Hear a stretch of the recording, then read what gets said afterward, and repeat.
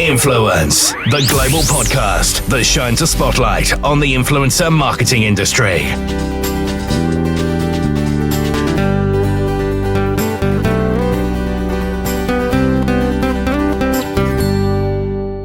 Welcome to Influence, the global podcast that shines a spotlight on the influencer marketing industry.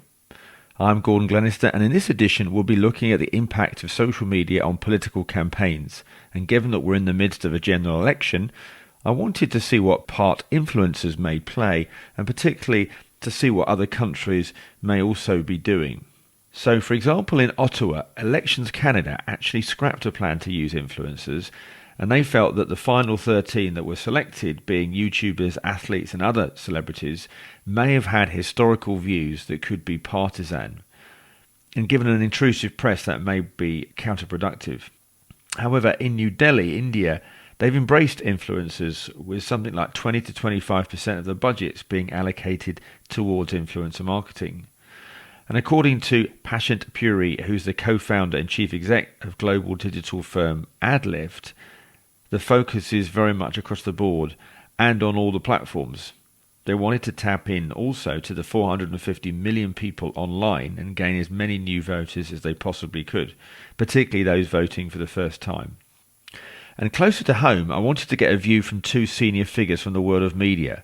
First of all, I asked editor-in-chief of The Drum, Gordon Young, what he felt about the current election and whether influencers should be concerned about brand collaborations if they're supporting a political party. I suppose it depends on the influencer and the brand collaborations and what their influencers' views are.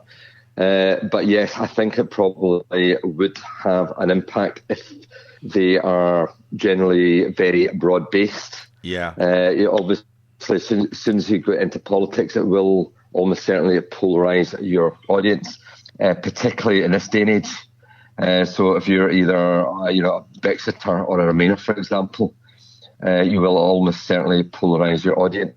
And I think brands will be aware of that if they want to avoid the debate. But I also think the whole science is emerging because the big problem in analytics and influencers is still what proportion of engagements are fraudulent. So the Drum published a poll, a ranking last week where we looked at the top 10 brands who have been duped. Yeah. And so number one was Febreze, for example. Over 50% of their social engagements turned out to be coming from bots. And the second placed, ironically, was Baby Einstein, who should obviously maybe rebrand as Baby Just Had My Candy Taken Away or something, because they too, were wasting an awful lot of money on in this area. I think something like the top 10 brands between them had wasted something like $60 million on Instagram alone. So is an emerging area, and doing a lot of the conclusions, you're not really sure what data the conclusions are based on, whether it's the real data or it's maybe the bot stuff. So I think the industry is obviously developing, and they're really working hard to deal with this problem, but we're not there yet. There still needs to be a lot more work to be done before we can be absolutely confident in the detailed trends, these things are highlighting. There's absolutely no doubt that social media has transformed campaigning, but it's probably one of the old things. Every time there's a new innovation, you assume that's ever come before is going to be completely redundant. There's almost certainly still a place for good old-fashioned knocking on doors, because within each constituency there'll be very sort of distinct local issues and local personalities. And sometimes the only really way to address that is to knock on the doors. Social is really good at aggregating specialist opinions across very broad geographies. But the old technologies are still much better in focusing on the particular issues within tightly defined democracies. So, for example, an election leaflet might be more effective in a village than addressing the concerns of that village through a broad-based Facebook campaign. So there's still a role for everything. But the other interesting thing about it is there's no doubt that social's reaching people who are not consuming traditional media. So there's a row, recently, where the Tory parties was editing some video which showed Keir Starmer reacting to a question in a way he didn't actually react in reality. Now they've been called out for that over traditional media, but the chances are a lot of people who consume the original video won't view traditional media, so that message will still stick and resonate. A bigger proportion of that audience probably saw the social media ad that have since seen that all of the other media rebutting it. I think there'll be a very good turnout in this election because I think the voters are maybe fatigued, but I don't think they're necessarily apathetic. I think one group of people are very concerned about Brexit and will be highly motivated to take part. Others will be very worried about Scottish independence. Others will be very worried about, Jeremy Corbyn, either really wanting him to get in or not get in. So I think people are probably very motivated. But the interesting thing about social media, it does, give a false impression about who's winning arguments. Because I remember very clearly during the Scottish independence referendum a few years ago, that if you looked at social media, you just really absolutely assume that the yes vote were going to win that campaign. And then it turns out that the people who then voted for Remain in that context tend to be maybe older or quieter and not, sort of so active in social media. So it can sort of give a bit of a false impression. Extinction Rebellion have been absolutely brilliant at raising an environmental emergency, if you like, on the agenda. I think the problem for them is whether or not their sort of activities will start sort of alienating, a lot of people in a target market. Yeah. I mean, it's all very well, there's a crisis, but really, I just want to catch my bus or get my train or get to election poll today. The environmental, concern is a much bigger issue, and inconvenience me right now today is not going to resolve that. So it's interesting. But fake news has always been an issue. I mean, it's always existed. I remember when I was a young journalist reporting on the American Navy, were sort of there was a big sort of campaign in Scotland to try and get the American Navy to pull out the Holy Loch or to close their base there, and that was getting a lot of traction. And then the sort of story emerged that the American Navy were planning to pull out anyway. And suddenly the whole argument went from we think they should leave to don't leave us because there's lots of jobs and that have a massive economic impact. And I'm pretty sure that at that point, and later did actually turn out to be the case, but at that point in time, the American Navy had no intention of pulling out. That story was basically planted to try and effectively get across the other side of the argument. We've doing 10,000 a job here. Built in this base. Are you sure you want us to leave? Saying you want us to go is one thing, but do you really want it to happen? Yeah. So I think fake news has always been, a feature. Yeah. The other problem with politics is that it's sometimes very hard to get to the truth. I think any journalist who's, interviewed politicians is, if you look at an argument over a single stat and you speak to two different people, their interpretation of that information can be very different. So it's actually very hard to sort of pin down what the truth is. But the other issue is also fact-checking forecasts is also very difficult. So there's plenty of room for spin. Although in saying that, there are extremes. There are people who who are obviously put outrageous claims out there. And that tends to be either the very sort of extreme fringes of either the left or right, about sort of outlandish conspiracy theories, for example, which do a lot of damage. So I suppose what I'm different saying, we always need a new language for fake news. There's some fake news which is more like actually that people have a different interpretation of the facts, and there's other types of fake news which are out and out lies, and people putting it out there must know they're lying. So fake news itself is quite a broad spectrum. Dominic Cummings is probably a physical manifestation of a form of fake news. But I think having him as the sort of almost like a lightning conductor, to take the heat off other people is a deliberate strategy in its own right. So I think he has been positioned as a bit of a bad cop, designed to take a lot of the flack. But there's no doubt he's a very clever and a very talented strategist. But I wouldn't say I don't think he's either a saint or an evil genius. He's probably somewhere in between. Where I do respect Dominic Cummings is I think he's very good at distilling complex messages into very simple lines and insights. And that's a pure advertising skill. That's something that in the ad industry always look for. Can we actually get a really complex proposition and sum it up in a fast line on a poster? And I think he's brilliant in that, because when you look at the Brexit campaign, in the face of it, actually it's very basic, and very obvious. Taking black control seems very obvious. Behind that, there's been so much thought and thinking and so many different factions campaigning to actually come up with such a clear-cut message is really good. And also get Brexit done. Again, I think that is a very sort of compelling message. And I think that's what people forget sometimes, that the practices have changed with social media, but the principles are actually exactly the same. Influence, the global podcast that shines a spotlight on the influencer marketing industry. Now, fake news is an increasingly worrying trend that has disrupted our news media, and Gordon Young expressed his concerns on this matter. I also caught up with John Harrington, who's the editor of PR Week, and he has a slightly different view on how influencers may work in an election.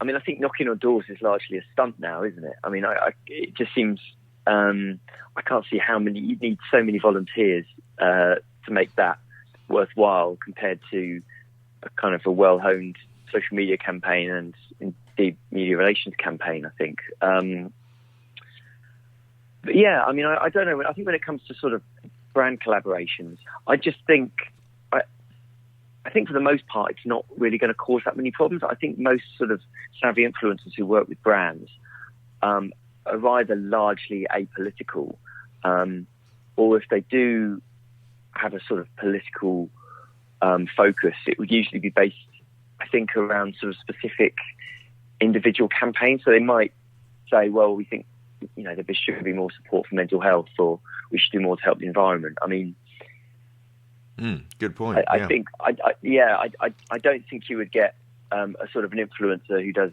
who models for a cosmetics company, or, plays games for, as part of a collaboration.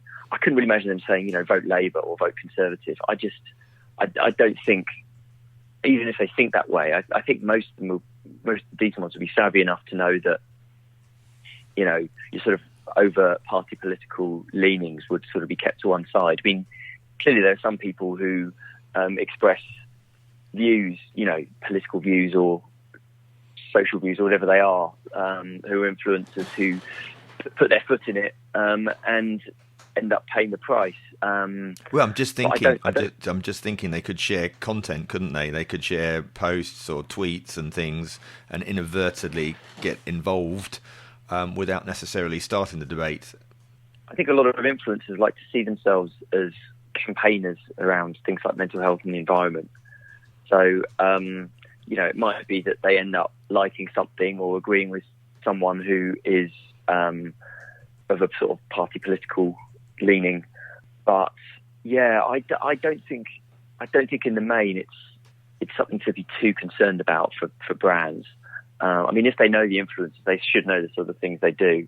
I mean, my experience is, people will campaign on things they're passionate about. But generally, I think those things I've seen from influencers are things that most people broadly agree on anyway. I mean, most people agree it's a good thing that we help the environment and support mental health. Do you know what I mean? Yes. That's quite different to someone saying, I think we should free benefits for the disabled or something. Do you know what I mean? It's kind of, I don't think that sort of thing is commonplace in brand influencer activities, personally. I may be wrong, but I haven't seen much of it.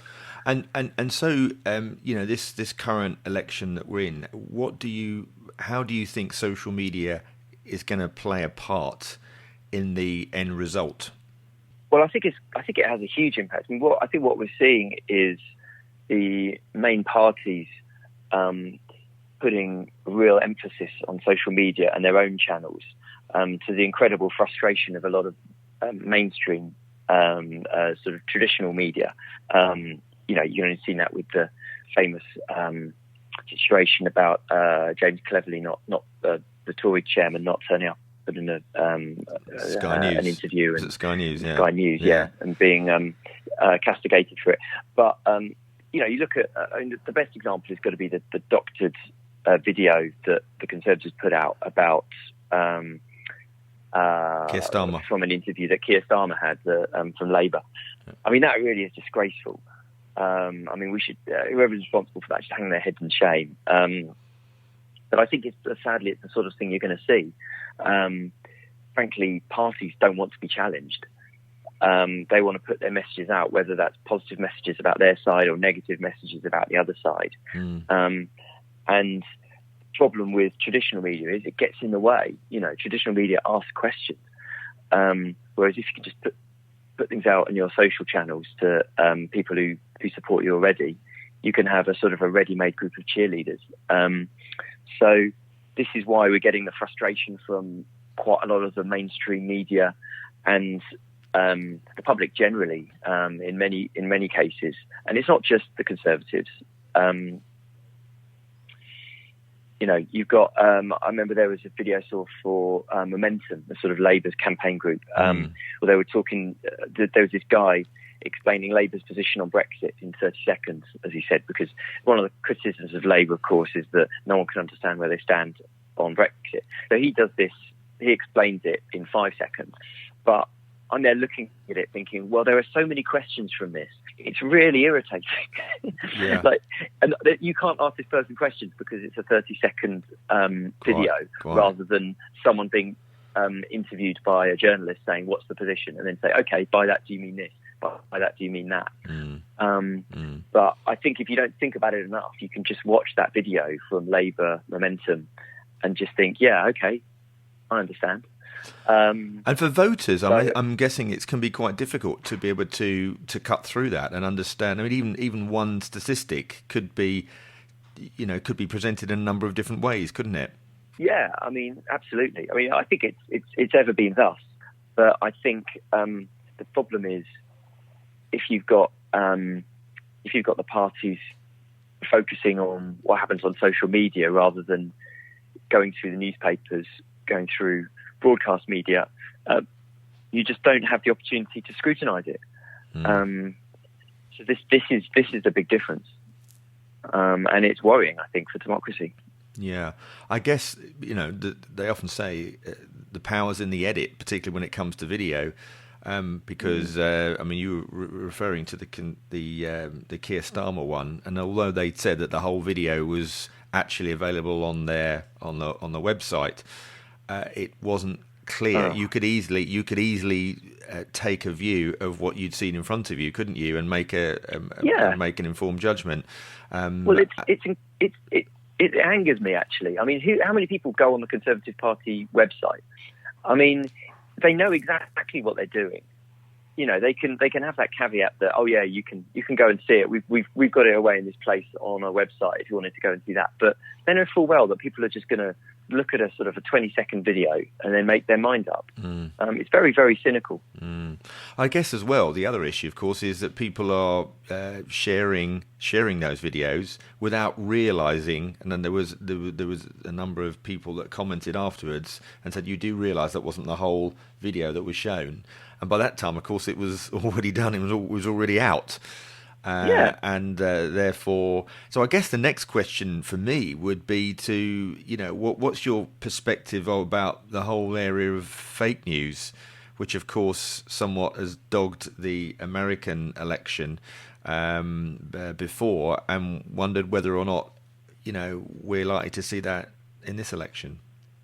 Well, I think we already are. I mean, I think the difficulty is there's real opportunities for proper dirty tricks and astroturfing campaigns here.